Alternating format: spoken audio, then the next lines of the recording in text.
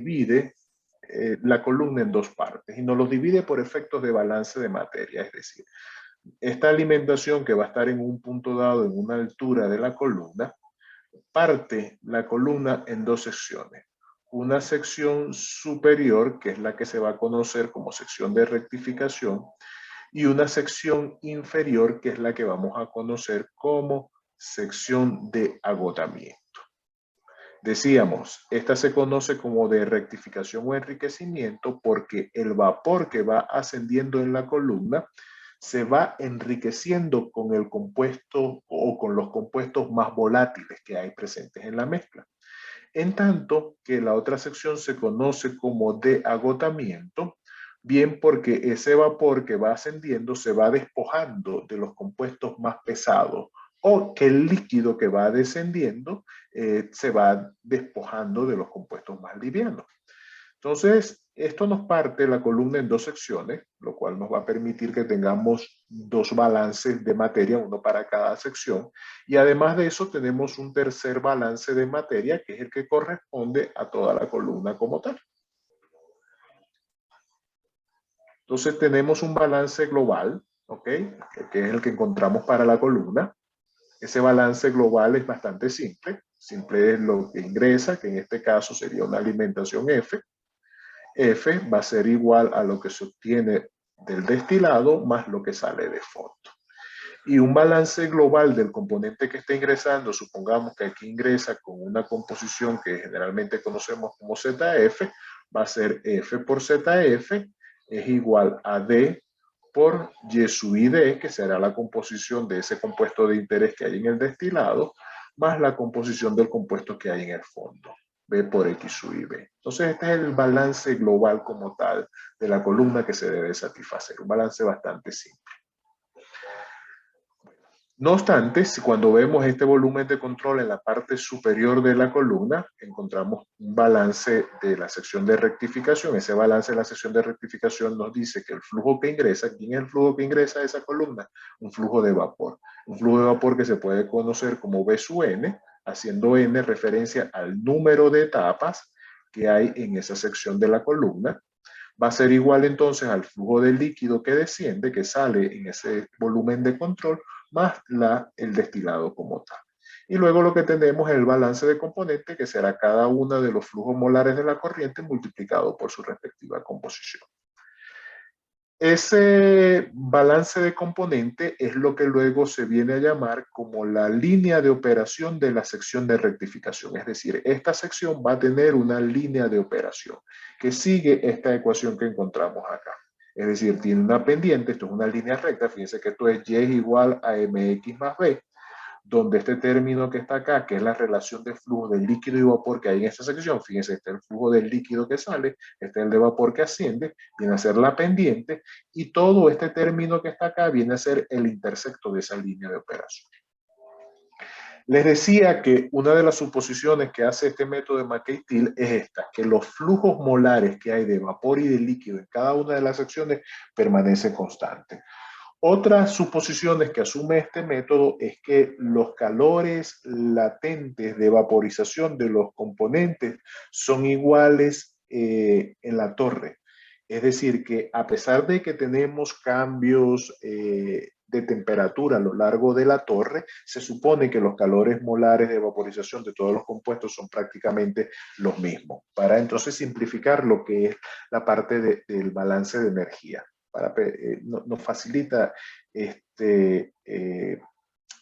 despreciar efectos relacionados a que los calores molares de vaporización de ambos compuestos sean diferentes, con lo cual tendríamos que realizar un balance de energía etapa a etapa para poder resolver el sistema.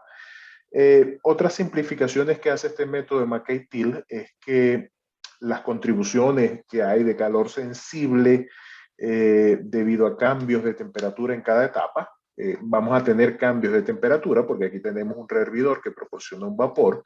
La temperatura va a cambiar a lo largo de la columna, a lo largo de cada una de las etapas, pero una de las suposiciones que realiza este método es que las contribuciones del calor sensible debido a esos cambios de temperatura son despreciables. Lo otro es que no hay efectos de entalpía de mezcla asociadas a la mezcla de corrientes de vapor líquido. Eso también nos permite simplificar y con ello simplificamos bastante lo que es el modelamiento de la columna. Solamente nos preocupamos del balance de materia y el balance de energía también es bastante simple. Cuando estas simplificaciones no se tienen en cuenta, hay métodos que nos permiten evaluar estos efectos caloríficos. Uno de los métodos que permite evaluar estos efectos caloríficos es el método de Ponchon-Savary. Es un método, si se quiere, bastante necio de trabajar porque hay que ir estableciendo balances de energía, cada una de las corrientes, trabajamos sobre diagramas de entalpía de composición. Bueno,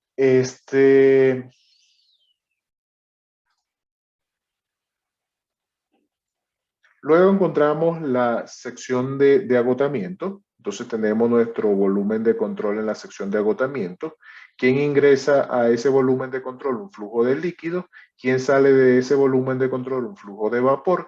Cada una de esas corrientes tendrá una composición. Tendremos la composición de los compuestos en el líquido, la composición de los compuestos de la mezcla en el vapor. Sale una corriente de fondo con una composición respectiva y entonces tenemos el balance global de la sección, el balance de componente y este balance de componente entonces constituye lo que es la línea de operación de la sección de agotamiento, que también se puede simular como una línea recta. Y es igual a mx más b, donde todo esto es el intersecto y esta relación de los flujos, fíjense, una vez más, al igual que en la columna, que en la sección de rectificación, la relación de flujo del líquido de vapor viene a ser la pendiente de la línea de operación.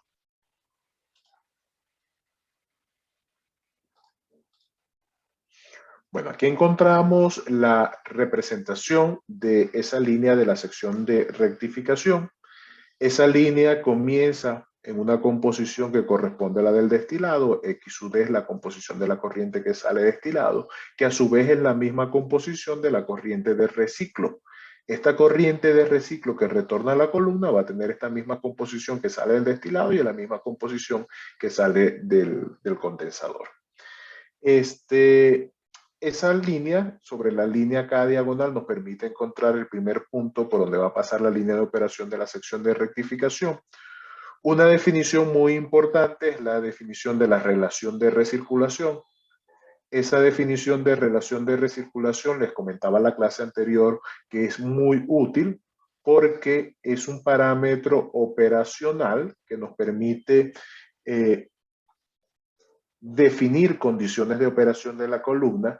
Es un parámetro operacional que está directamente relacionado con el número de etapas necesarias para lograr la separación. Es decir, en la medida que nosotros modifiquemos esa relación de recirculación, estamos afectando el balance de materia y al verse afectado el balance de materia, se ve afectado también lo que es la necesidad de etapas para lograr una separación deseada. ¿Por qué es muy útil este trabajo? Porque como es un parámetro operacional, lo podemos fijar. O sea, nosotros aquí en términos operacionales a la salida tenemos una válvula de control que nos permite regular la cantidad de destilado que sale. Hay otra válvula de control que nos permite regular la cantidad de líquido que retorna a la columna. Es decir, nosotros podemos ajustar esta relación. Al ajustar esta relación del líquido que retorna a la columna y del destilado que sale, indirectamente estamos ajustando los flujos molares internos que hay en la columna, que es un parámetro que no podemos cambiar directamente. Es decir, no puedo tener una válvula de control acá entre los pasos internos que hay o entre las etapas que hay en la columna para regular el flujo de vapor y de líquido. No es viable en términos de la geometría del equipo, pero sí es viable que nosotros podamos tener entonces un control de los flujos que retorna en esas corrientes. Por eso entonces esta variable, que es la relación de recirculación, es una de las variables más importantes al momento de trabajar eh, el proceso de destilación. ¿Qué sucede? Que esas líneas de operación que vimos anteriormente, si nosotros empezamos a jugar con ese balance de materiales, podemos expresar esa línea de operación en términos de esta relación de recirculación. ¿Qué va a ocurrir? Que entonces la pendiente que tenía esa línea, que era la relación de flujo de líquido o vapor en la sección de agotamiento, ahora queda en términos de quién? De la relación de recirculación. Entonces, En la medida que nosotros modificamos la relación de recirculación, modificamos que los flujos internos de líquido que desciende, L, y de vapor que asciende en esta sección. Eh, esa línea de operación entonces tiene esta pendiente, R sobre R más 1, y tiene este intersecto que está acá. Ese intersecto es la composición que hay en el destilado entre R más 1. De esa manera nosotros podemos trazar esa línea y encontrar por un trazado escalonado el número de etapas teóricas, etapas ideales que requerimos para la sección de rectificación.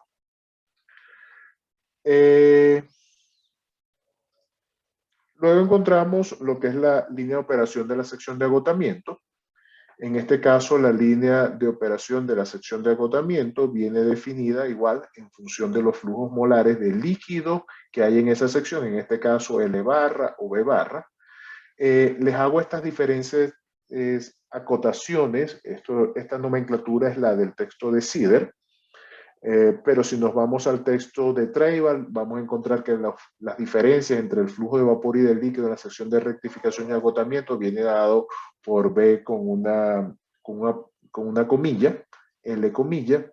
Si nos vamos a otros textos como el de Cocker, que es uno de los textos clásicos de destilación, que era la nomenclatura anterior, entonces tenemos que en agotamiento hablamos de BN, LN, perdón, en rectificación, en agotamiento BM, LM, haciendo referencia a que estas son etapas M, corresponden a la sección de agotamiento y que N corresponderían a la sección de enriquecimiento. ¿Okay? Entonces, cuidado con esa partecita de